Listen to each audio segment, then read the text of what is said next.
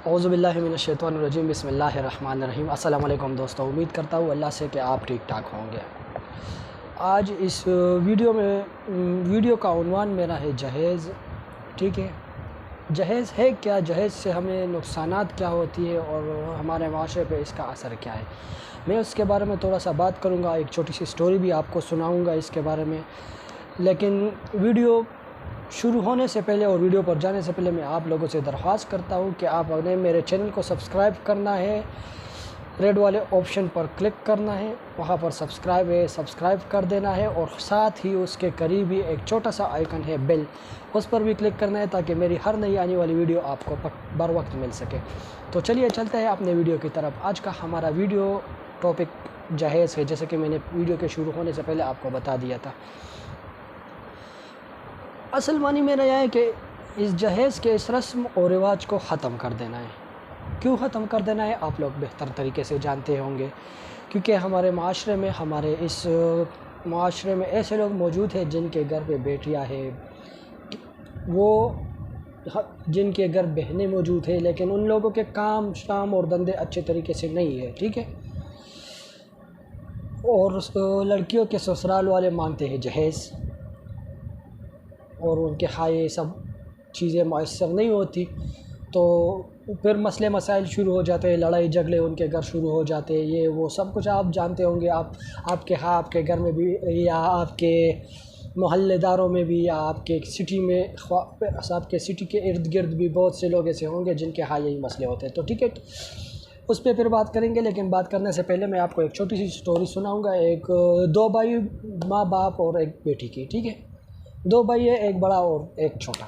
वालिदैन बुज़ुर्गवार उनके कमज़ोर है, बीमार होते हैं, ज़ईफ़ होते हैं, और माँ भी उनकी बूढ़ी होती है। दोनों भाई काम करते, लेकिन उससे वो इतना कमाते कि उससे उनके घर का गुज़र बसर सिर्फ हो जाता है। उनके बहन का रिश्ता हो जाता है। जब उनकी बहन का रिश्ता हो जाता है तो उनके शादी की तकरीब सर पर आ जाती है। उनके ससुराल वाले मांगते हैं जहेज़। ठीक है, बाप परेशान होता है कि अपने बेटी को जहेज़ दे देना, लेकिन बाप का काम तो है ही नहीं। वो बेचारा कमज़ोर है, ज़ईफ़ है, उनकी उम्र तो गुज़र गई होती है, और बच्चे दोनों इतना काम करते हैं कि उनके घर का गुज़र बसर होता है। सही है, इन माँ बाप और दोनों बेटों के दरमियान एक और शख्स भी बैठा होता है जो इन दोनों भाइयों का दोस्त होता है उनके, हाँ, और वो यहाँ पर आया होता है। ये वाक़या मैं आपको इसलिए बता रहा हूँ कि आसानी से आपको समझ में आ जाए कि जहेज़ की वजह से क्या क्या हो जाता है। ठीक है, तो बातें होती रहती है, परेशानी होती है, बाप परेशान होता है, माँ बेचारी रो रही होती है। वो बेचारी तो कुछ कर नहीं सकती कि मैं जाके कमाऊँ और अपनी बेटी को जहेज़ ला के दूँ, वो तो कुछ नहीं कर सकती।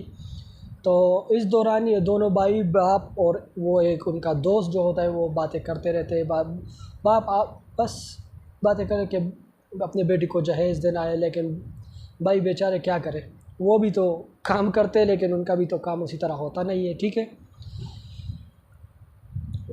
इनके दरमियान बातें होती रहती है। वो दोस्त, वो जो इनके दरमियान बैठा होता है, वो सारी बातें सुन रहा होता है। ठीक है, बाप इन दोनों भाइयों को कहता है जाके कर्ज उठा ले को अपनी बेटी को तो हमने जहेज़ देना ही है, चाहे कुछ भी हो, उनको जहेज़ देना ही है।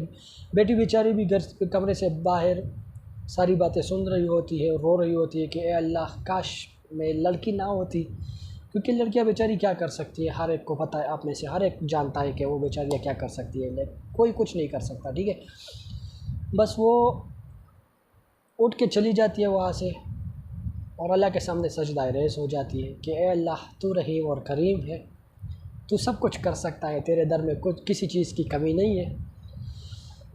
कोई नहीं जानता था कि वो सजदा कितना तवील था।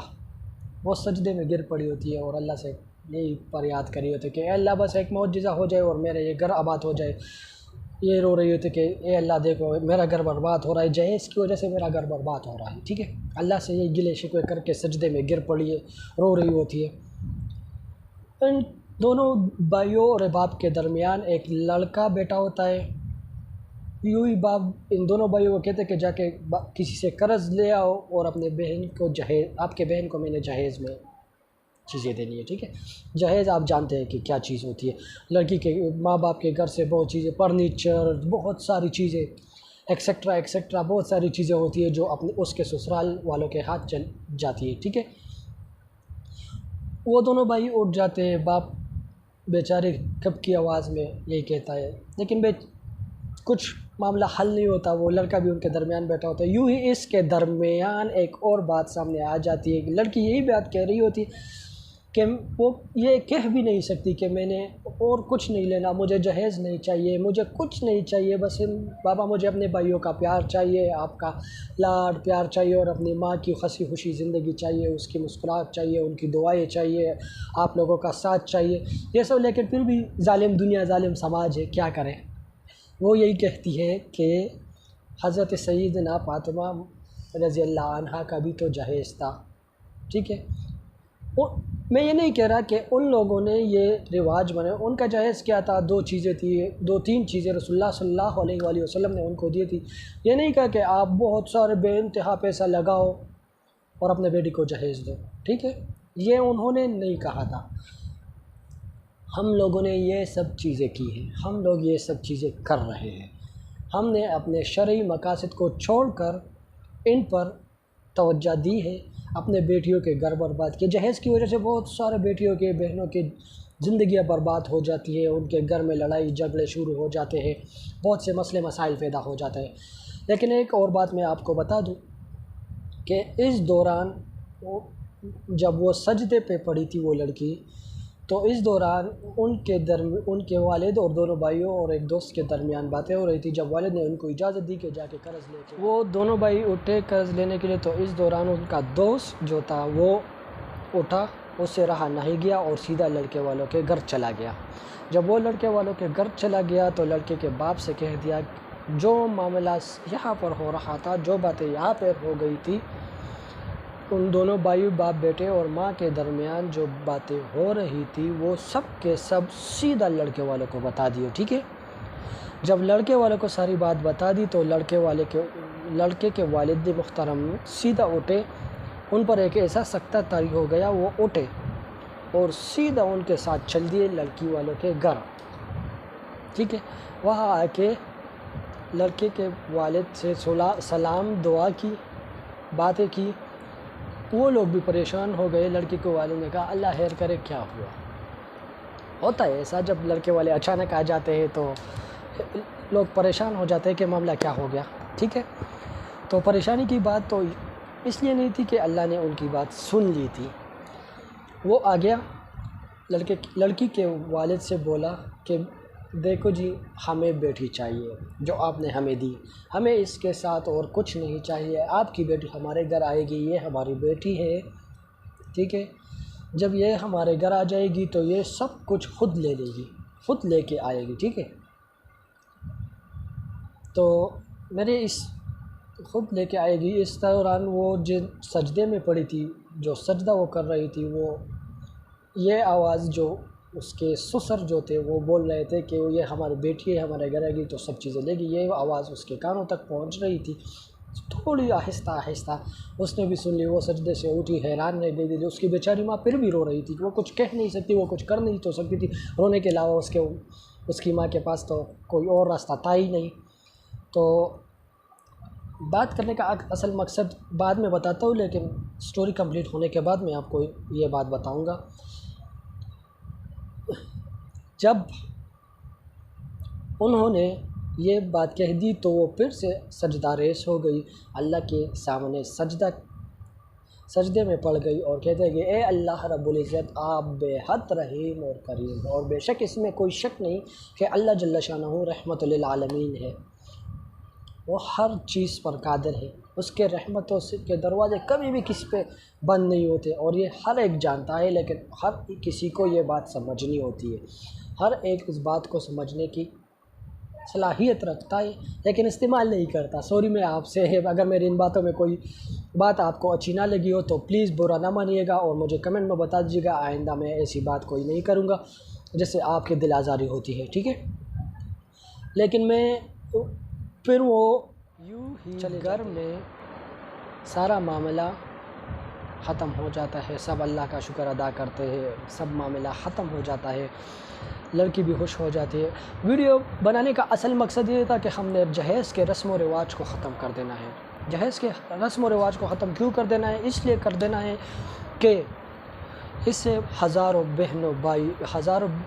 भाइयों के बहनें, हज़ारों बाप के बेटियाँ बिना शादी के रह गई है, हज़ारों लड़कियों की ज़िंदगी बर्बाद हो गई है, हज़ारों माओं के, हज़ारों बहनों की ज़िंदगियाँ बर्बाद हो जाती, उनके घर में लड़ाई झगड़े शर फसाद बहुत से मामलात शुरू हो जाते हैं। ससुराल वालों ने कहा कि आपके बाप ने क्या दिया, बहुत सारे ताने वगैरह वगैरह वगैरह। इनमें तो मैं ज़्यादातर नहीं कह सकता कि क्या क्या होता है, क्योंकि हमारे अभी कुछ नहीं है, शुक्र है। तो मैं आपको ये बता देता हूँ कि आप लोगों ने इस मामले में हमारा साथ देना है। इस पैगाम को आपने आगे शेयर कर देना है, अपने दोस्तों के साथ शेयर करना है, अपने भाइयों के साथ शेयर करना है और इस पैगाम को आगे बढ़ाना है कि इस जहेज़ के लानत को ख़त्म कर दिया जाए, हमारे बहनों की ज़िंदगी को बेहतर तरीके से संवार दिया जाए। अपने बहनों को, अपने बेटियों की ज़िंदगी को बेहतर बनाने के लिए हम जो भी करेंगे, जो भी सोचेंगे, अच्छे तरीके से सोचेंगे और अच्छे तरीके से करेंगे। जहेज़ के इस बुरी चीज़ को, लानत को ख़त्म कर देना है हमने, ठीक है। आप लोगों ने मेरा साथ देना है, आप लोगों ने इस पैगाम को आगे भी शेयर कर देना है और ऊपर तक पहुंचा देना है, जहां तक हो सके। ऊपर तक मतलब है बहुत सारे लोगों को पहुंचा देना है, ठीक है।